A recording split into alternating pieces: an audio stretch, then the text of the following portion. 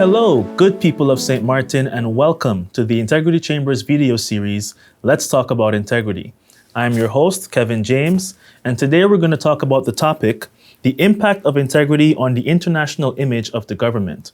To help us gain some more insight on this subject matter, we have with us here today the Interim Director of the Department of Foreign Affairs, Mr. Patrice Gumbs. Yeah, so my name is Patrice Gumbs. I've been at the Department of Foreign Relations for the past 9 years, and I have been interim director for the past 2. Okay. I have a background in international relations, comparative government, and politics. What does integrity look like to you from your perspective? Yeah. Well, I think for me, when I think about the word integrity, I think one of the things that sort of within our recent political years and landscape, it has become solely focused on integrity in the sense of criminal activities. Mm-hmm. And when I think of integrity, integrity for me goes beyond just what is criminal, but also how you work with different people, your relationship with people. Right. In our line of work, sort of diplomatic work, diplomacy, foreign affairs, how people relate to you, how you treat people, that's also related to sort of issues and matters of integrity. Yep. So based on what you explained, I guess my next question would be then, from your perspective, what is the current national image of St. Martin? So I think one of the things that we've noticed, and I think, working in foreign affairs, we don't necessarily always engage with the local population in terms of what they're feeling. A lot of our feedback comes from the outside community. Right.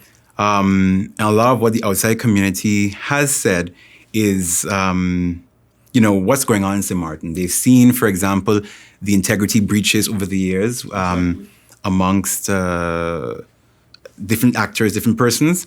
They've seen the response of the government or different state actors to those breaches. And they always ask us, like, what's going on? Or they say, for example, St. Martin is a very special place, and it's usually meant very sarcastically. And if we reflect on what's happening, why these questions are being asked, what we look at and see what's happening nationally, and sort of what we hear from persons who come to ask us sort of informally, there is a sense that we are not necessarily responding the way we're supposed to or act the way we're supposed to.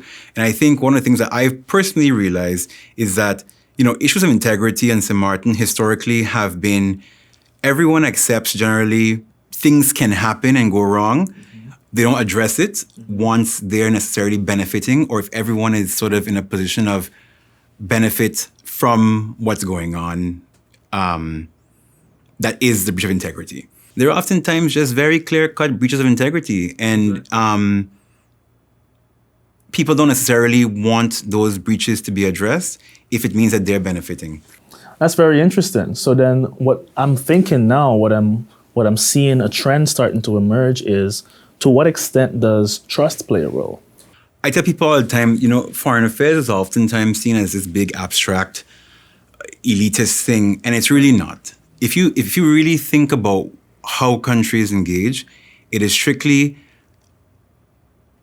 two friends or two potential friends or two potential enemies, should it not work out, coming together to figure out, can we work together? Yeah. No one wants to trust, for example, country X because country X is a dictatorship and the government seizes things and makes it their own personal use. Right. No one wants to use country Y because country Y has issues around human trafficking, or, it's simply just trust is big, because just think about, do you as a human want to work with somebody you can't trust? Exactly. And that's foreign affairs. Exactly. And I think one of the biggest things that we've seen, particularly in foreign affairs, is that integrity has very little to do with breaches at the individual level, but how does the state respond to those breaches of integrity? Because you're always going to have breaches. Exactly. Right. And I think that's what the thing is, that, you can't necessarily trust individuals, but the state has to protect individuals and uphold obligations by reacting to those breaches of integrity. Exactly. And can another state trust that you're going to respond as a country to breaches which may impact their own ability to exist, to trade? That's what foreign affairs concerns us with the most. It's really, how does a state respond, less how does what happens internally. Because, around the world, integrity is an issue. It's not a St. Martin issue. Right. I think over the years, given our challenges, it's become more to the forefront. Right. But I think integrity as a whole is a global issue, particularly when it comes to criminal-based breaches of integrity. But how does the state respond? And the state's response to a breach basically tells the world they can trust you. So we established that trust is very important. And so now translating that to the international image, what is your perspective of our current international image, how the rest of the world sees St. Martin? I think, generally speaking, St. Martin is still well regarded as a place where you can do business and make money. Okay. And I think St. Martin's reputation in terms of having developed from an isolated backwater towards a leading regional tourism hub and our resilience, I think that's something that still remains. I think when it comes to our responses to integrity, our levels of morality, and particularly what our political landscape looks like, that's very shocking for most of our region. Okay. I've had a lot of conversations, and very unofficially, because obviously countries don't speak about other countries officially. It's always questions about what's going on in St. Martin, because this is very interesting. Or like certain persons become members of parliament, or they become ministers, and they're questionable, or they sit in parliament and they're on investigation and they're still allowed to sit there. And in most countries, when someone is on an investigation, even if legally they're allowed to sit until they're formally at the highest court persecuted or prosecuted, most people do the honorable thing and they say, you know what, I'm going to bow out. Take a step back. Because if I'm under investigation for, let's just say something random, stealing money from a country, I cannot go and meet persons from other countries in a delegation asking for money for the country or asking to invest in the country. Right. So, How do I trust so again, how is my trust in investing in this country when its leaders and decision makers are questionable? Yeah. You are a civil servant, right? So you have a position of power that was given to you by the people. You essentially work for the people. Yeah. And at all times, you must make sure that your image and your perception is of such great importance that you are still able to give the people what they deserve, right? And so I think you actually, I think you made a very good point actually, where it said that the point is not to be perfect. Right. And even when we report on certain things that we have to report on internationally, it's always stressed. We're not asking for perfection. Yeah. We're just asking basically for indications of attempts to remedy wrongdoings, to improve, to basically develop in a way which caters for everyone and not just certain individuals. Yeah. And I think that's kind of the point that I hope people of St. Martin kind of understand. Integrity is not about being perfect, because no one's perfect. No. I mean, we've seen historically everyone from, priests to government officials to basically your neighbor. Yeah. Good people can do error. It's not a problem, but it's just how are you systematically working to improve and do better. And that's the same thing for the country. Right. So that gives us a very good idea of where we stand right now as a country. And so I'd like to really try to connect that back to the consequences. So I want to ask you then, from your perspective, how does a lack of integrity in government affect the international image of St. Martin? I think one of the damaging things of St. Martin has been the constant government changes. That has deeply impacted our ability to make long-term plans with strategic partners. Right. So what's happened now is that in the 10 years of being country before the last election, persons have come with certain plans, they change and leave government, the plan drops. At the same time, we've engaged with somebody who's either invested money or invested human capacity, or countries that have mobilized to give support to St. Martin certain things, Yeah. and government comes, government changes, and the whole plan is out the door. Permit me, if it's possible, because of course we want to respect confidentiality. But if there's an example you can give of where our lack of integrity actually hindered an opportunity or a relationship that we could have established. So I'll leave it very vague, but there was a country that we engaged a couple of years ago, a very important country, geopolitically, not just for ourselves, but government changed, and what ended up happening is that there was no government policy around engaging with this country. There was basically a very political desire to engage with this country for particular reasons. And when that government fell, because the lack of organizational involvement and a new government coming in not wanting the same engagement, all contact was basically lost with that country. And it's not necessarily a country that you just sort of, no country you should just pick up and drop.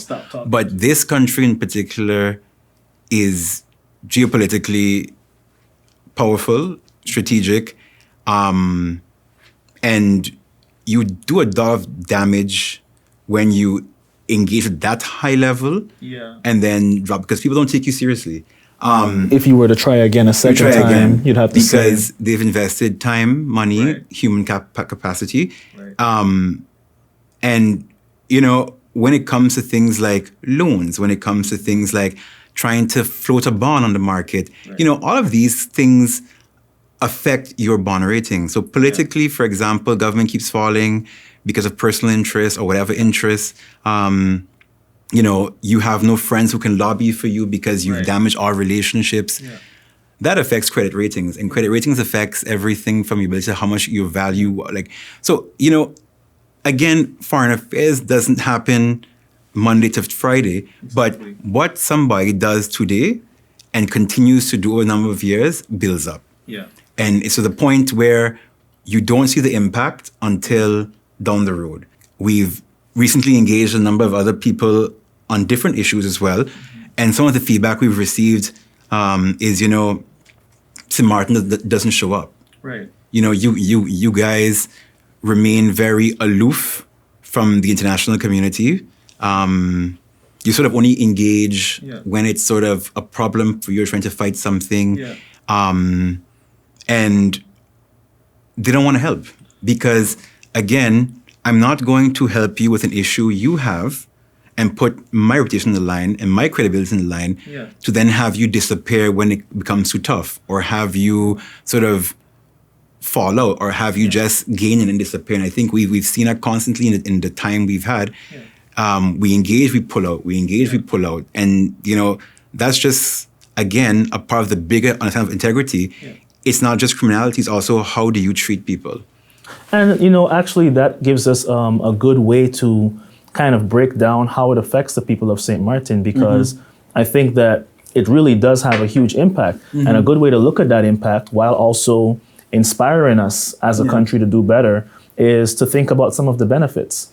Because, we're aware of some of these collaborations that exist, like the CARICOM, so the shared economic market, so these relationships could lead to travel opportunities. Maybe you have a powerful country that you don't need a visa to go to. Maybe you're able to establish better trade deals. So as you mentioned, prices start to go down. Maybe there's a university in a country that now gives a scholarship to students because of that relationship on the state level. So from that perspective, so that we as a country are, seeing beyond the fluff of what foreign affairs can really deliver for us, what would you say are some of the benefits then if we were to have more integrity in government? I think generally, if I can give you a prime example, when I first came into government in end of 2013, St. Martin had just become a country about 3 years prior.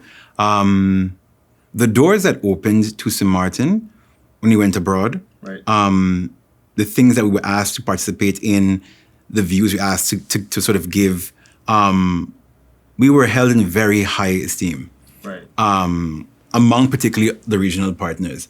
I mean, the Prime Minister at the time was someone who, and not necessarily about her, Yeah. but about the country itself and the reputation that the country had at that time. So it wasn't about her, it's about the country itself. Was held in high esteem to the point that we were asked to do a lot of things. Yeah. And what's happened now is that happens less and less. Less doors are opening up. When you open up doors, it's everything, like you said, from grants. Yeah. Free money exists in this world to some extent. There's always some level of conditionality, but your access to more free money, which you don't have to end up in debt paying and then have us as people pay back later, increases when you have a better relationship, a better image. Yeah. And generally speaking, you'll realize it too. You've seen it recently in neighboring St. Kitts and Nevis. It was one of the best passports to have in the region. And because of the misconduct, or alleged misconduct, let me put it that way, of the then leader of government, and tying it into that passport program, the passport was temporarily worth absolutely nothing.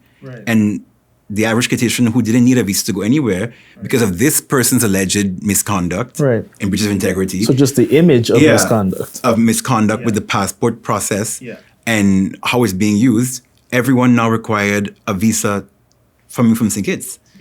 How do we improve and protect the image of St. Martin? Generally speaking, integrity has to move away from this construct of criminality. Because I think what has happened in the past years, all the investigations happened in St. Martin, integrity seems to mean just, can you pass screening or not? Exactly. And, that creates this idea of you have to be this near perfect person, or you have to be this goody two-shoes, for lack of a better term. Integrity has to be, like I indicated, a holistic thing. It's not about just, are you a criminal, but are you a good person? We have to, as people, start checking each other. Exactly. This belief of, he's one of we, so it's okay. That's not going to work anymore in the real world. We can protect each other and sort of check each other in terms of, looking out for each other. But, there's this whole idea of, if you don't stop a child and correct a child in its infancy, when it becomes an adult, it's going to do a lot of damage. Well, Patrice, I'd like to thank you for taking the time to share with us. Thank you for having me. Really appreciate you. And to the people of St. Martin, I hope this conversation was beneficial to you, and thank you for supporting us in our mission to build integrity for future generations. Stay tuned for the next video in our series by the Integrity Chamber. Let's talk about integrity.